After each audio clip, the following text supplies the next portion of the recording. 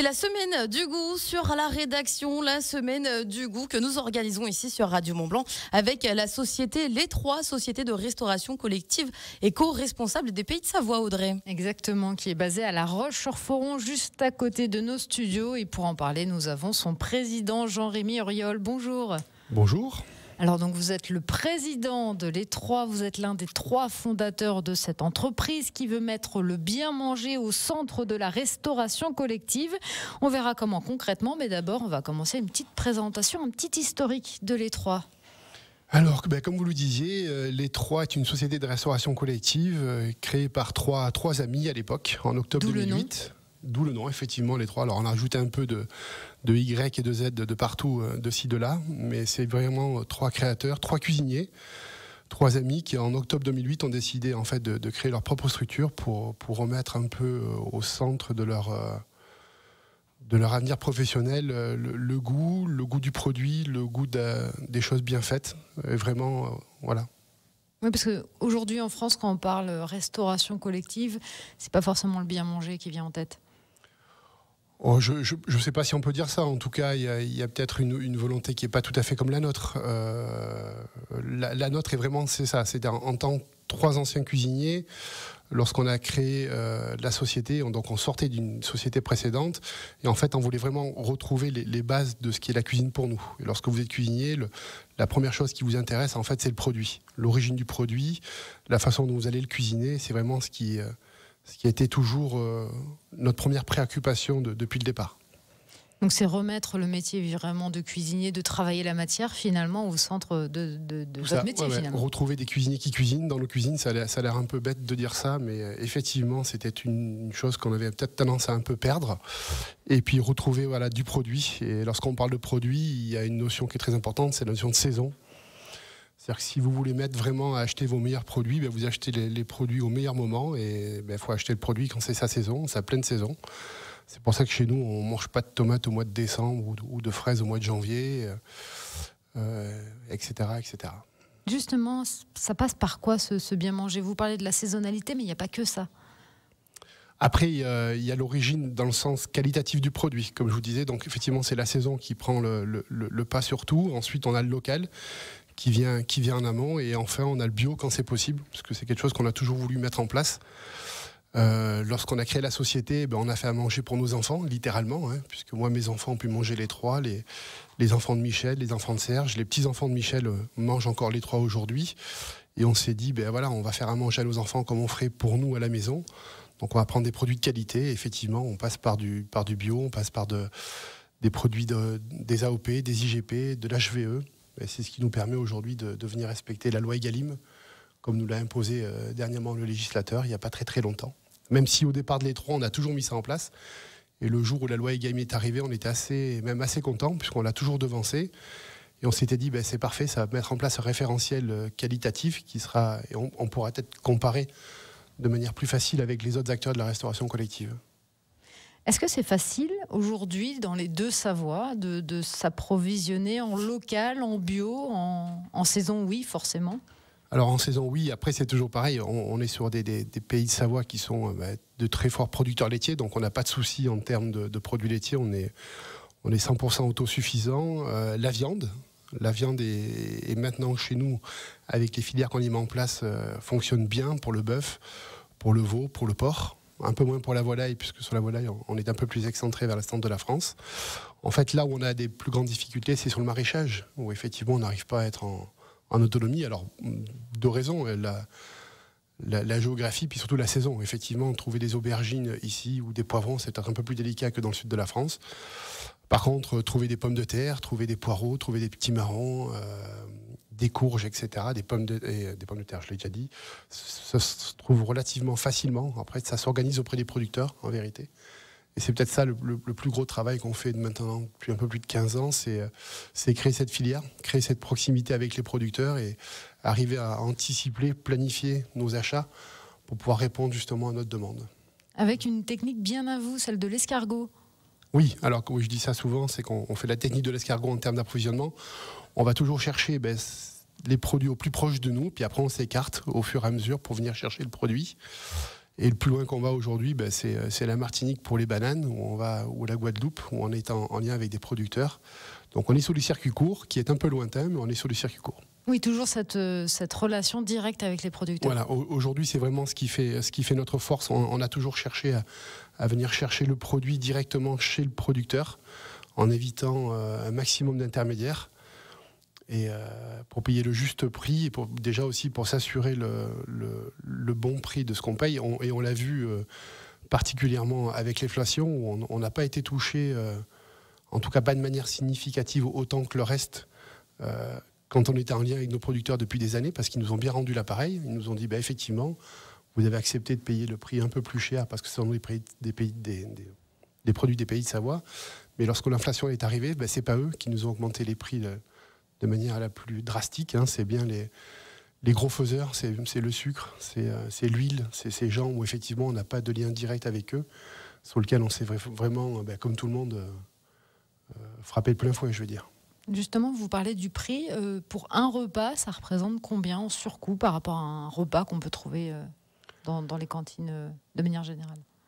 Par rapport à les trois, par rapport à un repas classique, oui. J'allais dire c'est très variable. Ça varie entre, je dirais, 10, 15, 20%. Ça va dépendre quelle est la politique tarifaire de nos confrères. On est parfois pas plus cher, en tout cas pas beaucoup plus cher que les autres. Parfois on est un peu plus. Après, c'est vraiment le politique qui va faire le choix de venir investir cet argent-là sur la santé de leurs concitoyens, en tout cas sur la santé des enfants de leurs concitoyens. Ils vont accepter de venir payer un peu plus cher une prestation de qualité et de mettre l'argent à cet endroit-là. Parce que c'est, à notre sens, quand même le plus important si c'est bien nos enfants. Et d'ailleurs, à l'Étroit, pour vraiment avoir cette proximité avec les producteurs, vous vous êtes doté d'un responsable des achats que nous recevrons d'ailleurs demain soir dans la famille Radio Mont-Blanc avec Guillaume Julien Andrion. C'est quoi son rôle ? Alors, Julien a deux rôles. Il a la première fonction, c'est celle d'acheter auprès des gros faiseurs, et surtout un rôle qui est beaucoup plus important pour nous, qui est sa relation avec les producteurs. Donc, ce sera à lui de créer une relation spécifique avec des producteurs sur plusieurs années, aller chercher le petit producteur, le faire grandir avec nous. C'est arrivé plusieurs fois. Je me rappelle de la ferme du Créjoli, avec qui on a commencé. Pour dire un petit exemple, 2000 yaourts, je crois, la première livraison. Aujourd'hui, on leur prend un peu plus de 40 000 yaourts par mois. Et en fait, ce partenariat-là s'est construit sur plusieurs années. Et c'est vraiment le travail de Julien, c'est de créer ce lien avec eux et de construire ensemble. Nos besoins évoluent. Et ça a permis, en l'occurrence, à la ferme du Créjoli, d'avoir leur capacité de production évoluer aussi. Et on a pu grandir, effectivement, tous les deux ensemble. Mais bon, ça a été fait avec le Créjoli. On a la même démarche avec une filière viande de bœuf ou de porc. On a la même démarche avec certains fromages qu'on a créés justement avec certains producteurs. Voilà. Tout l'intérêt de l'Étroit, c'est le temps et la durée. On n'a pas d'impératif à court terme. On n'a qu'un seul impératif, c'est la durée. Et l'idée vraiment, c'est de venir... de pouvoir durer. Et pour pouvoir durer avec les gens, il faut avoir des relations saines, des relations basées sur la confiance, et pouvoir construire avec eux, pouvoir construire ensemble. Aujourd'hui, je dirais que la plus grande fierté de l'Étroit, c'est qu'on a 15 ans d'existence. Donc, si je ne dis pas de bêtises, on a dû nourrir nos premiers bébés il y a de ça au moins 12-13 ans. Et on a certains enfants qui ont pu manger l'Étroit depuis la crèche jusqu'à la fin de leur école primaire. Et on se dit que voilà, sur cette tranche d'âge-là, si on arrive à leur fournir des produits de qualité, des produits qui sont bien cuisinés, on espère en faire des consommateurs responsables pour demain, et bien leur faire comprendre que c'est important de faire attention à son terroir et d'y participer. Et le fait de manger local, d'acheter local, ça fait vivre le terroir dans lequel on vit.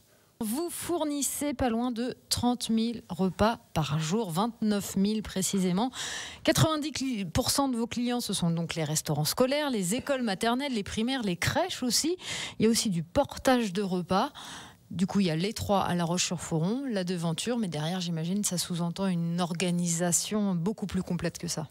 Alors oui, effectivement, on fournit un peu moins de 30 000 repas par jour. C'est organisé de la manière suivante. On est implanté sur les pays de Savoie, Haute-Savoie et Savoie. On a 4 cuisines centrales aujourd'hui. Une qui se trouve à La Roche, la cuisine historique. une qui se trouve à Serrières-en-Chautagne. On a eu la chance d'avoir été accueillis par les élus locaux à l'époque, en 2016, si je me souviens bien. On a une cuisine en gestion concédée dans le LEP à Faverges. Et enfin, on a notre dernier outil de travail qui est à Saint-Pierre-en-Faucigny, qui est les Saisons, dans lequel on a un pôle agroculinaire, dans lequel on est venu adosser une autre cuisine centrale dans ce pôle-là. Voilà, c'est aujourd'hui un peu plus de 210 salariés qui viennent travailler au quotidien pour faire manger les enfants des Pays de Savoie. Et en plus, tout ceci nécessite une anticipation, vous le disiez, vis-à-vis des producteurs. C'est pas le court terme, non, justement, vous voyez très très loin. Ah oui, alors clairement, aujourd'hui, ce qui fait notre grande force et notre grande différence, c'est la capacité qu'on peut avoir d'anticipation et de planification. On a cette chance en restauration collective, à contrario de la restauration traditionnelle, où on n'a pas de surprise plus que ça. Au niveau des effectifs, à part grève de dernière minute, mais on est capable sur une année de venir annoncer à nos fournisseurs, producteurs, la quantité de produits dont on aura besoin pour le mois et l'année qui arrive. Ce qui nous permet vraiment d'intervenir en termes d'approvisionnement avant le plan de culture. C'est-à-dire qu'on va aller voir nos producteurs de pommes de terre, par exemple. C'est ce qu'a fait Julien au mois de mars de cette année, où il est venu négocier avec eux les volumes pour l'année prochaine, la campagne qui a commencé à la fin du mois d'août. Et on est venu leur dire les quantités qu'il nous fallait, fixer avec eux le prix qu'il nous fallait. Et comme ça leur permettait à eux et à nous de se sécuriser pour toute l'année à venir par rapport à nos produits. Donc c'est bien pour eux, c'est bien pour nous. Et voilà. Et surtout que là, vous êtes en train d'élaborer les menus déjà de janvier. Janvier, exactement. Là, Fanny Prévon, que vous recevrez jeudi matin, est en train de travailler sur les menus de janvier.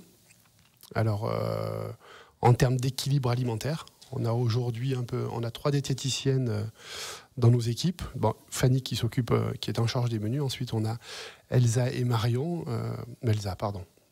Charlène et Marion, qui sont des diététiciennes de métier et qui ont intégré la société depuis maintenant plusieurs années. Comment est-ce qu'on fait bien manger aux enfants? On sait qu'à cet âge-là, steak frites, ça passe mieux que brocoli, poisson, par exemple. On essaye, on réfléchit, on s'organise. On a, nous, ce qu'on appelle des sessions de R&D à chaque vacances, où on va venir enfermer quelque part plusieurs chefs de cuisine dans un laboratoire. On va leur donner un thème. Ils vont travailler sur ce thème-là. Ils vont essayer d'inventer de nouvelles recettes. Ensuite, ces recettes-là seront élaborées ce qu'on appelle par Brian Guinard, qui est notre chargé d'R&D. Donc, il va faire la fiche technique. Cette même fiche technique va être essayée en petite taille, on va dire ça comme ça, sur un mercredi, où là, on va faire entre 6 et 8 000 repas. Lorsqu'on a fait cet essai-là, on a le retour des clients. On rectifie la recette si c'est nécessaire par rapport à ce retour-là. Ensuite, on fait un essai en grandeur nature, c'est-à-dire qu'on va faire vraiment la recette pour l'intégralité de nos clients. On va attendre leur retour, et puis après, on va considérer qu'elle est validée ou pas. Ensuite, l'équipe de Marion Mollard, elle suit nos clients régulièrement. On a des points, ce qu'on appelle des commissions restaurants avec nos clients régulièrement, où pareil, on va avoir le retour des enfants, le retour des clients, et c'est par rapport à ces retours-là qu'on va de nouveau venir modifier nos recettes ou notre organisation pour revenir au mieux. En fait, effectivement, les enfants d'hier sont pas ceux d'aujourd'hui et seront vraisemblablement pas ceux de demain. Donc en fait, notre restauration va évoluer avec ça pour aller pour toujours. Notre obsession, en fait, c'est de faire manger les enfants correctement, mais de manière variée. C'est facile de faire manger les enfants ce qu'ils aiment. Un cordon bleu, pour pas le nommer, qui est pas forcément une bonne recette. C'est facile à faire manger aux enfants, mais l'idée, c'est pas de faire manger ça aux enfants. L'idée, c'est de leur faire découvrir des nouveaux produits. Je vais dire, je sais pas moi, une purée d'haricots blancs et de choux-fleurs, ce qui peut être assez surprenant, mais ça marche bien. On l'a essayé. On a encore un peu à la travailler, mais ça fonctionne bien. Et ça permet vraiment de faire découvrir d'autres saveurs aux enfants et de leur faire manger des fruits et légumes différemment. Voilà. Jérémy Auriol, justement, le bien manger aujourd'hui, c'est au cœur vraiment des préoccupations de tout le monde. Ce n'était pas forcément le cas en 2008 quand vous avez fondé Les Trois. Comment vous avez réussi justement à grandir comme ça? Effectivement, en 2008, on était l'un des premières sociétés à vraiment mettre en avant la saison. Je pense que c'était ça la vraie différence par rapport à toutes les autres. C'est qu'on était les seuls à s'arc-bouter sur ce principe de base qui est de respecter les saisons, de respecter les produits locaux et les produits bio. À l'époque, c'était le bio qui était plus mis en avant. Aujourd'hui, le local a largement pris le dessus, ce qui nous va bien, puisque effectivement, ce qui nous intéresse, nous, c'est la saison, le bio et le local.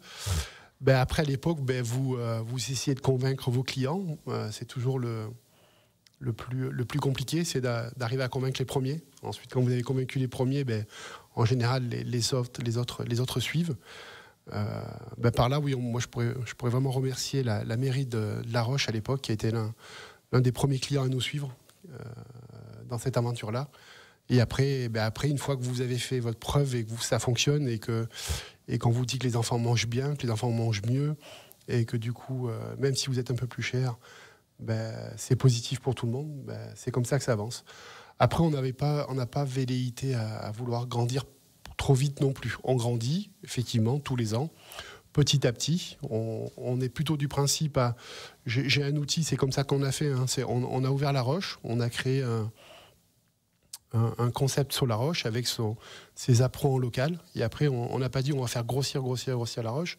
On s'est dit non, on va rester à une taille humaine, une taille qu'on maîtrise en termes de qualité. Par contre, c'est quelque chose qu'on va venir dupliquer ailleurs. Donc c'est pour ça qu'on est allé s'implanter à Serrières-en-Chautagne, où on a reconstruit le même concept. Et c'est comme ça qu'on se développe, en fait. On ne veut pas faire des grosses unités, on préfère faire des petites unités, mais qui sont reproductibles de ci, de là. Et Les Trois, comme bonne entreprise qui se respecte, est désormais sur les réseaux sociaux. Oui, alors tout à fait. On a toujours été présent sur les réseaux sociaux. Là, on va dire qu'on s'est un peu plus professionnalisé, puisqu'on a fait appel à une société de communication. Et en fait, vous pouvez nous retrouver sur notre fil d'actualité tous les matins. C'est surtout pour les parents d'élèves à qui ça s'adresse.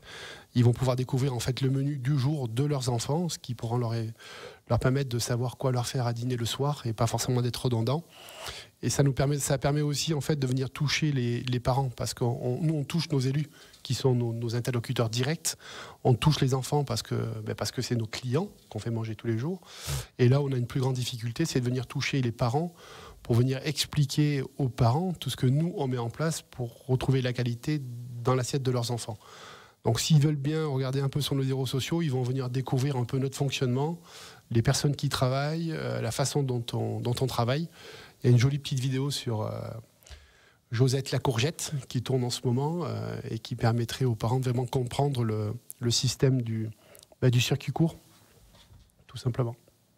Jérémy Auriol, le président de Les Trois, qui est notre partenaire pour cette semaine du goût sur Radio Mont-Blanc. On va continuer à parler Les Trois cette semaine, demain soir dans la famille Radio Mont-Blanc, avec votre responsable des achats, jeudi matin, ici dans la matinale, pour parler avec votre diététicienne et l'élaboration des menus. Merci beaucoup d'avoir été notre invité ce matin.